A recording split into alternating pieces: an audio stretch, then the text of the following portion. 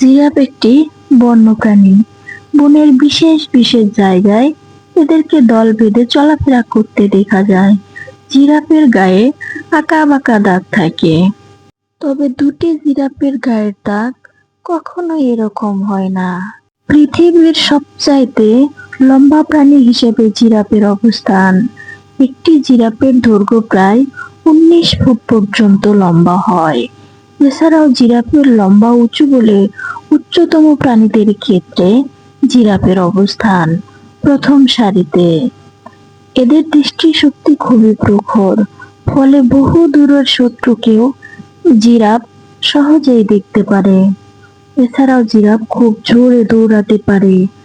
আক্রমণের শিকার হলে জিরাফকে ঘন্টায় প্রায় 56 কিলোমিটার বেগে দৌড়াতে দেখা যায়। জন্মের সময় একটি জিরাফ প্রায় 6 ফুট পর্যন্ত লম্বা হয় এবং এর ওজন থাকে গড়ে 68 কেজি। অনেক জিরাফের মাথায় 2টি বা 4টি শিং থাকে। জিরাফের জিভ খুবই লম্বা। নিজের কান পরিষ্কার করার জন্য জিরাফ তার প্রায় 21 ইঞ্চি লম্বা জিভ ব্যবহার করে থাকে। জিরাফকে দেখতে অনেক সুন্দর হওয়ার কারণ হলো শরীরের চাইতে অনেক উঁচু গলা। কখনো ভেবেছেন কি জিরাফের গলা এতটা লম্বা কেন?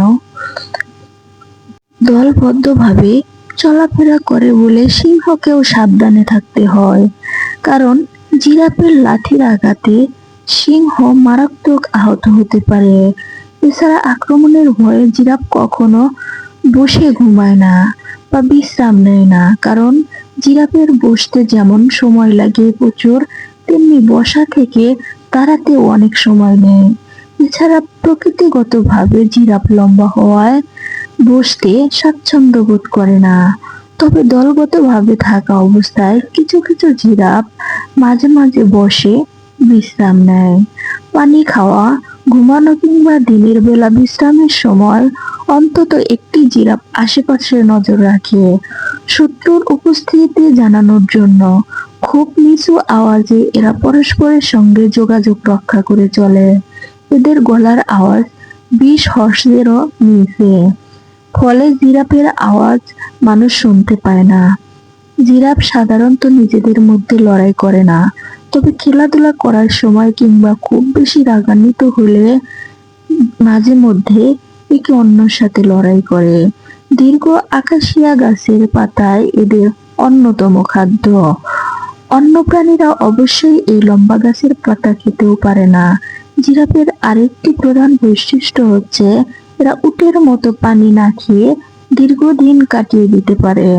স্বাভাবিকভাবেই একটানা 7 দিন পানি না খেলেও এদের কোনো সমস্যা হয় না। গাছের পাতায় যে পানি থাকে তা দিয়েই তাদের চাহিদা মিটে যায়।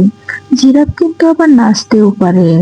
তারা ঘাড় নেড়ে নেড়ে মানুষকে নাচের ভঙ্গি দেখায়, কিন্তু জিরাফের বেলায় আমরা বলতে পারি এটা ঘাড় তেরামি।